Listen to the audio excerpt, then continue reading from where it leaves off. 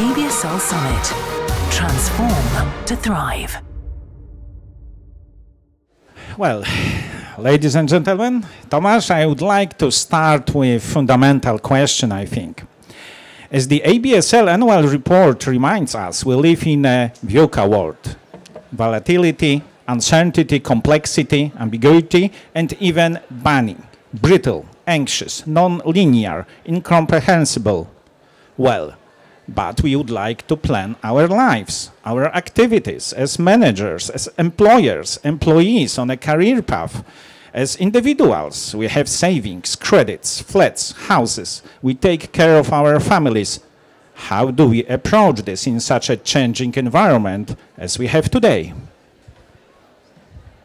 Hello, everyone. I must say that the view that I see here is incredible. So I really would like to be on the other side and participate in the silent disco. I never expected to be on that side, but well, thanks for the interesting question. Yes, for the 5 years in a row, I'm more or less responsible with the team for ABSL main report. I hope that you enjoyed it. And yes, the report actually focuses on these terms VUCA and BANI. So just to remind you, I have it here just to remind myself. So volatility, uncertainty, complexity, ambiguity, brittle, anxious, non-linear, incomprehensible. More or less it means that the world is pretty complex and it's going to stay complex. And more or less the only thing that we can do about it is actually to accept the world we live in. We cannot really change it, modify it, looking from kind of personal perspective. The world is going to stay here. It seems that the number of challenges ahead is quite significant. As you probably understood from the first more or less sessions, the world will evolve around macroeconomy. And macroeconomy still matters, and this is the most important thing that you have to remind from this session for what I'm going to say. But actually the drivers of change in macroeconomic setup are becoming pretty diverse and different to what you would expect. So I think that many people before said or stressed that there was the end of history. It seems that history is speeding up again, and the geopolitical elements, geostrategic elements are playing significant role and actually are going to reshape the way we do business and actually could affect everyday life of everyone here and obviously in the world in the coming decade. So the world is complex, and I just could focus on one element, non-linearity. I'm an economist, I do data science every day, and by the way, I've forgotten about one important thing. Outside of ABSL, I live in a very regulated world as a banker, and well, for compliance reasons, I have to say that one, whatever I said here is only aligned to my role as the chief economist of ABSL and doesn't have anything in common with my role at the bank. It will be our secret, don't worry. Okay, so just to say it. Non-linearity. I think, word is not simple. Non-linearity is present everywhere. Myself, I did some studies when I was a professor of economics, devoted to the problem of innovation. So for instance, if you think about the degree of competition in the market, actually what we know, and we have learned it more or less in the last decade, is that starting from very low level of competition, more competition stimulates innovation. However, there's a tipping point, and then more competition actually decreases innovation done by firms. So one, non-linearity. The second non-linearity that could be interesting to everyone here is the so-called Kuznets curve. So in the Kuznets curve situation, we are talking about economic growth and economic development, and more or less the idea here is that as you develop, your GDP per capita actually increases. First, inequality that you observe in your society actually increases. We measure it in economics, another term, by the Gini coefficient. Large Gini is bad, low Gini is good. So Gini actually increases in your income, and only at some tipping point you actually see a downward trend. So only then more inequality, more level of GDP per capita decreases inequality. Now, so I just wanted to point you that, at firm level, at macro level, you see these non-linearities and you have to accept it. Now, looking from business perspective, most of us here are in business. I mean, what can you do about it? More or less, you have to accept the world you live in, and you have to prepare for it. More or less, it also means that you have to take data-driven decisions, and actually, you know, your decisions will be as good as the data that you have and your ability to forecast, which is limited. In macroeconomic forecasts, whenever someone tells you that he or she is able to predict 5 years on 10 years forward, forget it. It's better to call, you know, wróżbita Maciej. It's like throwing a dice. To tell the truth, especially at central banks and banks, more or less we forecast 8 to 9 quarters forward, and this is the maximum. And even there you see different scenarios. So more or less what you should also practice in business is scenario planning, agile planning. More or less, you know, you have to test baseline scenarios, but you also have to take into account, let's say, adverse or severely adverse scenarios, which is typical thing that I do every day in a bank. And we are more or less adjusted to, as you know, risk managers, to take these elements, extreme elements, which we call tail events in the distribution of possibilities, as things that could actually happen. So better be prepared, but in the long run, more or less, I think that what really matters is that you have to take into account that you are exposed. You have to take into account that there's a certain degree of sensitivity to what could happen, but in the very end, more or less, the ability of your organization to survive is about ability to adjust. So adaptive capacity to changing situation, to environment which actually could create this kind of scenarios is really key. So flexibility is really important, and adaptive capacity is extremely important to long-term survival of companies and businesses. And I would say I would apply it also to households. When you think about, you know, your career plans and so on, I would apply it, you know, the same way. Okay, but talking about macroeconomic, what is your opinion? How close really we should observe global trends, processes, how much we should pay attention to macroeconomic trends in European Union or in our country? We all are busy people. We all have a lot of things to do, and all these processes happen somewhere, sometimes far, far away. Probably some echo will come to us anyway. Well, that's a good question. I would answer this question the following way. I think that 3 years ago, there was one event that taught everyone a lesson. I'm talking about the pandemics and COVID-19. Something that was actually only in the risk planners kind of analysis and risk management analysis actually materialized, and materialized extremely fast. The sector that we are part of actually reacted in very positive fashion, and actually we were able to adjust, I think, faster than expected. I think that prior to COVID-19, no one could expect that we'll be able to move from offices to working from home within a week, and actually it happened. So the sector actually proved extremely resilient. But what really matters to us is that it teaches us the lesson that, yes, we should observe what is happening. The problem here is that some trends that we see are clear. We have technological trajectories. Sometimes, unfortunately, it's like flying in a fog. I'm a pilot, by the way. Pilots usually do not like to fly in a fog. Okay, it's an extremely dangerous situation. Unfortunately, in business, especially when you are at the global technological frontier, actually you have to jump into unknowns. You have to make tries, and actually sometimes make errors. And unfortunately, you will make errors most of the time. But this is the nature of business. I mean, you have to jump the curves. I mean, jump to the new curves, and actually you have to understand the trends. Some of them that are clear, some are extremely foggy, but still, sooner or later, you'll be forced to do it. I mean, I would really think it, point to that this way. You have to embrace change. You cannot be, as Spaniards say, you cannot be the Don Quixote. The change will come whatever you do. So let's now talk about the most important trends and their impact on our life, professional and private. First, I will ask you about 2023. I would like to ask you to identify the most important positive and negative information concerning the global and Polish economy. Okay, so let's put it this way. 2023 was a challenging year for global economy and Polish economy as well.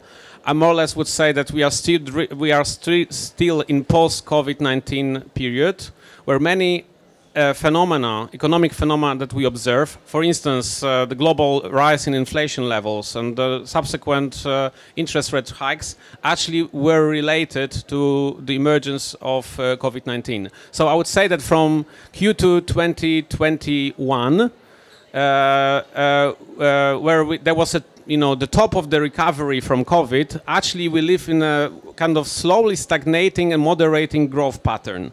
And this continued into 2023, when we actually saw that growth actually, I wouldn't say stalled, the growth actually resided to lower levels globally, but on positive sides, would say growth was resilient. Prior, there were many discussions of the potential stagflation, so combination of high inflation and really low growth, which actually happened back in 1970s. Most of us do not have experience of that, don't remember that one. And this is really a tricky situation. So growth resilience was one thing. Secondly, I would say that obviously what was kind of surprising is that inflation rate globally suddenly started to drop. That was surprising. First, it was surprising that it proved to be permanent, but secondly, it actually lowered down. And it seems that inflation rates will be closer to the so-called inflationary target, more or less allowing the central bankers to think about more dovish approach. By more dovish approach, I mean less quantitative tightening, and I mean lower interest rates. And I think that we are going to discuss it later on. So inflation moderated.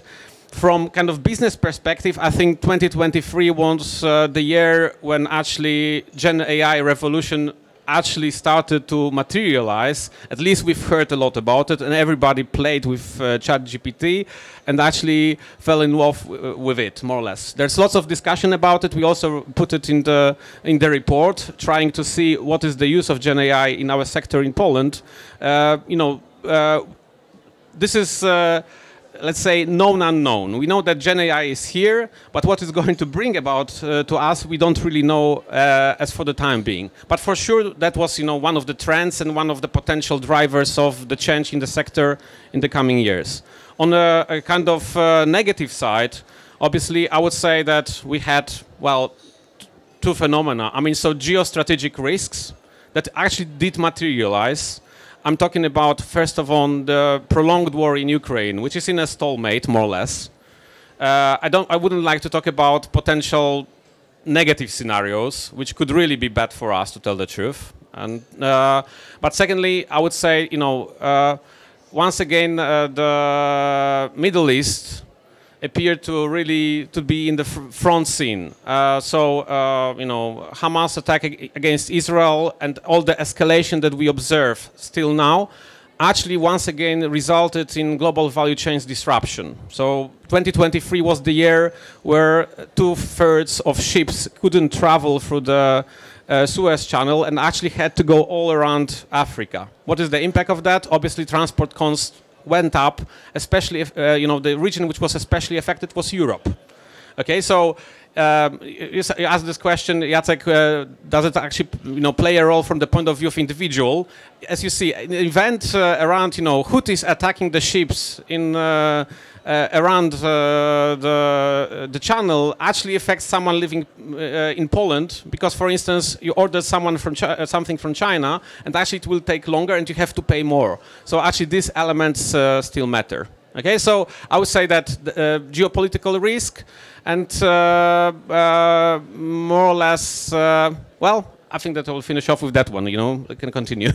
Great, but let's look to the future. What we should pay attention to this year and next years. First, in the global economy and in Polish economy. Are you optimistic? I'm an economist, so I cannot be optimistic. I would love to be. I would say that I'm realistic. I see the pluses and negative signs. I mean, we in banks, we actually say we see downward risk, and we also see upward risks, so on both sides. I think that 2024 will be a year of still unfortunately, of still moderated growth levels. It seems that US economy is slowing down, and simultaneously the EA economy, so Eurozone economy, is actually picking up in pace. Looking from Polish perspective, it is clear that this year will be better than 2023. Why? In 2023 we have 2 consecutive quarters where Polish GDP was actually falling year on year. So we more or less had technical recession. Economic growth last year in Poland was really low. It seems that, even Statistics Poland yesterday published the new information saying that Polish GDP grew in real terms by 2% in the first quarter. What we actually also see is that, we see a strengthening of consumption in Poland. Why? More or less till half of last year, so in the first half and year prior, CPI levels were so high that nominal wage increases were not keeping the pace. What it meant that actually real wages in Poland were falling down.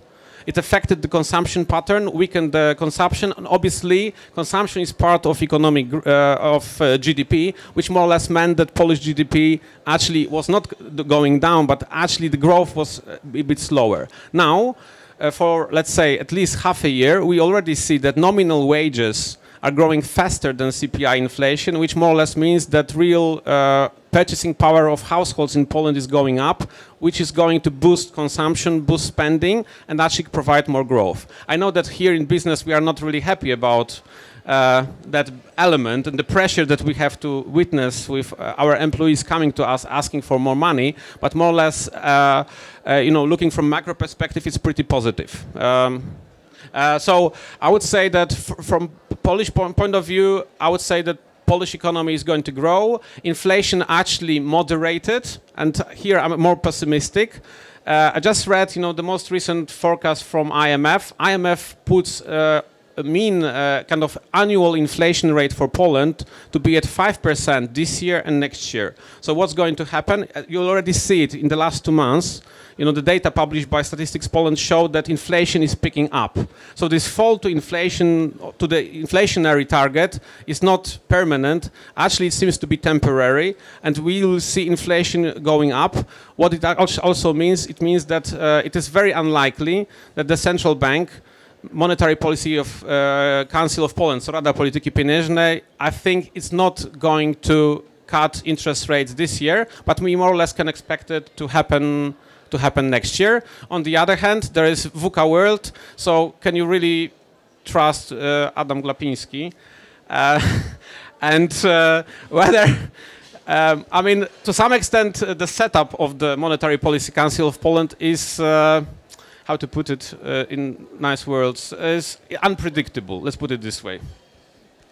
Let's now focus maybe on inflation and interest rates as well. What do forecasts actually mean for companies, for individuals? Maybe you could add something. This forecast. Yeah. Okay, so what does it mean? It means that from a business perspective, when you actually are dealing with fast-growing economy, it's kind of different. Obviously, where the growth is low, you have to have pretty different strategies, and then you more or less you have to think of the potential risk, and the risk ahead are kind of clear. We are talking about geostrategic risks. It means that more or less we have to have business continuity plans, and this level of uncertainty actually shows up in the data. It seems that, this is kind of surprising to me, is that the financial results reported by companies are pretty positive globally. On the other hand, you see that it doesn't show up in what business is about, and business is about making investments and looking forward. So for the time being, the investment plans are actually inhibited. So more or less it means that there is a really high level of uncertainty, and that quite a lot of companies have this approach of wait and see, just being ready. Obviously from economic growth perspective, the longer it lasts, the worse for the global economy.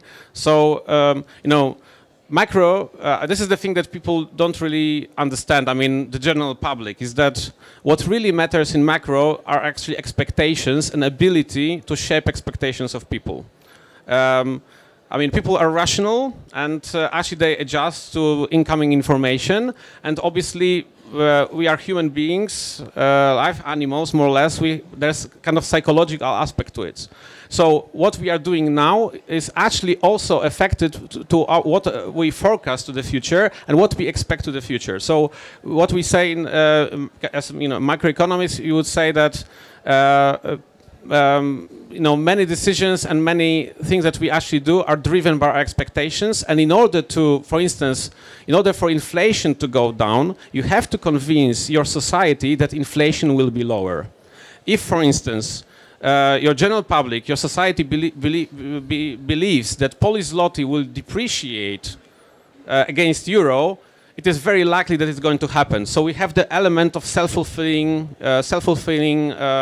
expectations and kind of self-fulfilling prophecies actually happening. So more or less modern macro management of the economy depends on the ability of the government, of the central bank, also the business, to actually shape expectations, and this is really key. So looking from kind of, for instance, from national bank perspective, what is really key is the ability to communicate clearly what you are going to do.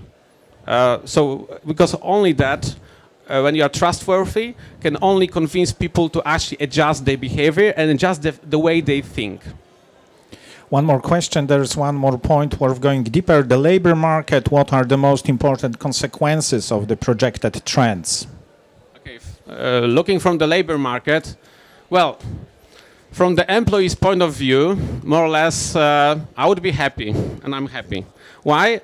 Inflation rate is going down, and unemployment rate is actually at natural rate of unemployment. So it is around 5%, and it's not lower. What does it mean? It more or less means that really, if you really want to work, you will find work. So this is employees more or less market. And what does it also mean? It means that your ability to negotiate with companies, with the business, is actually significantly higher. Some kind of macro lecture, let's put it this way. What does it actually mean? I said it yesterday also for the BFSI chapter. It means that we are moving along the so-called vertical long-run Phillips curve. It means that, if this is the case and the line is kind of vertical, the curve shows you the relationship between inflation and unemployment. It means that unemployment is at the lowest possible level, and whatever you do, for instance, if you want to stimulate further your economy, the only thing that you are going to get will be higher inflation level. We are moving the opposite way. We had high inflation and actually went vertically down more or less in Poland, meaning that unemployment rate stayed close to 5% and inflation is lowered. Tomasz, our time has finished, but if you would like to add anything, it's the best time now. What can I add? As economists, macroeconomists, and chief economists of ABSL, I would say that try to believe in macro and listen to President Clinton. Someone said it, I will just repeat it. In the long run, to keep it simple, economy stupid. I mean, really, economy matters, and it matters for business, but it matters for everyone. And we have to realize that we live in an interconnected world. I mean, everyone here is actually living in an interconnected world, and actually what happens somewhere in China actually could very quickly affect your everyday life. And I really think that COVID-19 showed us a lesson and showed how how interconnected world we actually live in, and how important is the observation, analysis of the macro trends, and the ability to forecast into the future. Tomasz, thank you very much. Okay. Thank you very much. Thank you, thank you, thank you. I'm curious. Don't run. I'm curious. Do we have any questions? I'm really curious. Do we have any questions?